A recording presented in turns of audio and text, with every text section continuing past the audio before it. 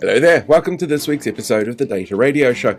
In this week's episode, Sam's going to be continuing his conversation with Simon Kaye from DeepWeaver talking about AI guardrails. In particular, this week they're looking at human oversight, asking the question, when AI moves so fast and learns so quickly, at what point is there a bottleneck where we have to come to the reckoning that maybe AI can give itself oversight, and just how close to Skynet does that make us?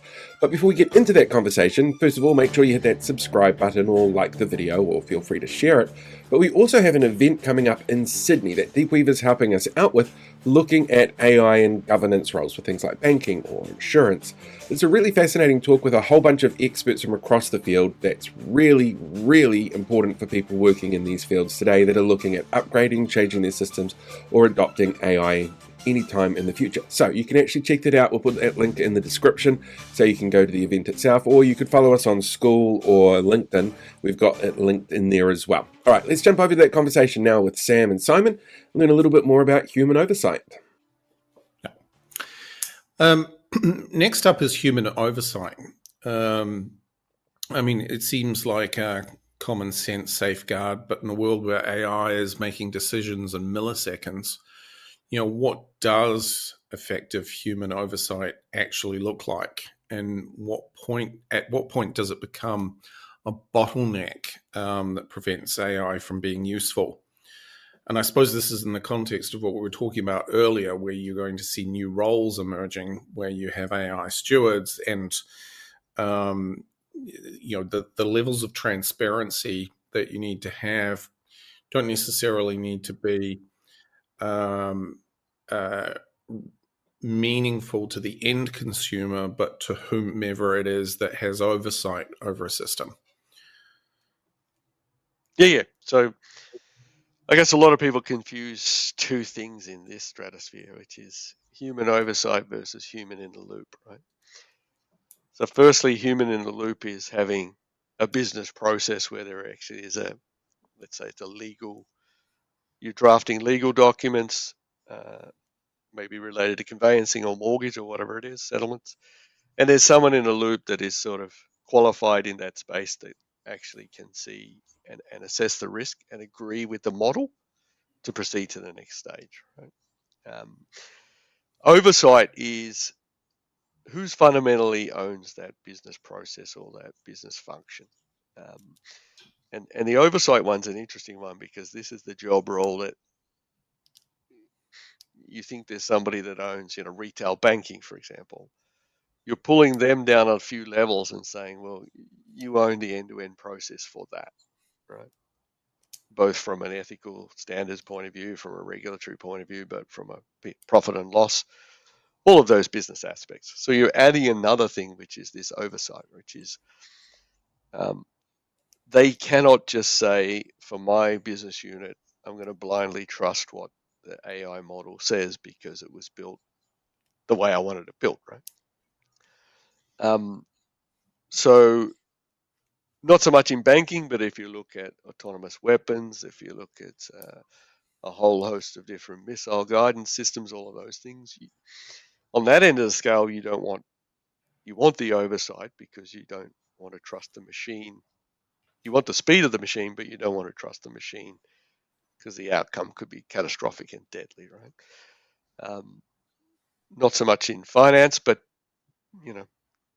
whilst that balance between speed and meeting ethical standards or meeting business policy and those kind of things,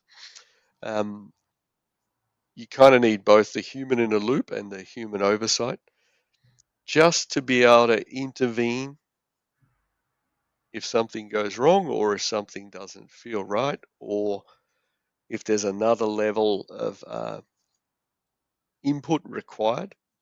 You need to be able to kind of pump the brakes on that solution, right? And it may go back into refactoring to remove whatever that challenge was, right? I guess the thought that comes to mind here is around managing risk, and this kind of comes back to the proactive use of agents, for instance, in pen testing. So, having a human in the loop or having human oversight actually opens up other opportunities to use AI to help augment that human oversight. So if you're constantly pressure testing a model using an AI agent in a closed off environment, there is the opportunity to identify risk before something catastrophic goes wrong. So digital twins are an example of that. Other models. I guess there are different ways to think about this human oversight. It's not just purely about putting humans into the loop and having oversight. It's also about how you can proactively use AI as a tool to help you do that job better. Yeah, so I've seen models emerging where there's a board companion, right? So as the board's making decisions, they have their own oversight AI model that allows them to validate their trajectory and decisions, right? Or help process large information very quickly, right? So if you do that right, you see all layers of executives having, call it the old parrot on the shoulder with the pirate, right? Kind of helping them in their ear, right? So you could use AI in a way to actually augment that role.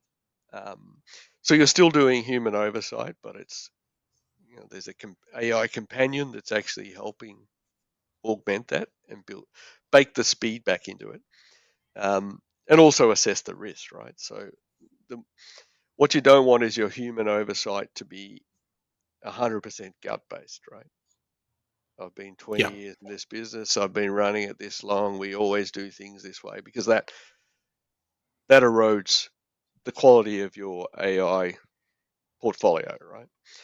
So a little bit like the security one, think of how AI could actually be a companion to those that are accountable in a way that actually, the humans are still performing the function, but they're able to do it with a broad capability of help, right? That not flicking through boards, flicking through papers and doing all this kind of stuff, looking through PowerPoints. It's delivered to them in a fashion that it's very easy for them to conduct that role, right? The curators of that is another set of job roles, right? The person that builds the board companion AI model or the EGM companion AI model, right? Hey, I want to thank Sam and Simon again for today's conversation. It's always really fascinating to me to sit down and listen to experts talk about things that they're passionate about and know a lot about. I learn something every time. Hey, don't forget, if you haven't already, hit that subscribe button or give the video or the channel a follow or a like, a thumbs up. There's so many different options these days. And if you're still interested in that conversation around governance and AI that I talked about at the beginning of the episode, as I said, you can find that information on our LinkedIn page or our school page, which are all linked in the description down below. Be good for you to get along. You could learn a whole bunch, and I think there's a lunch provided. Pretty sure. I love a good lunch. All right, until next time, look after yourself. Live long, prosper, everyone with the force, and we'll catch you all next time.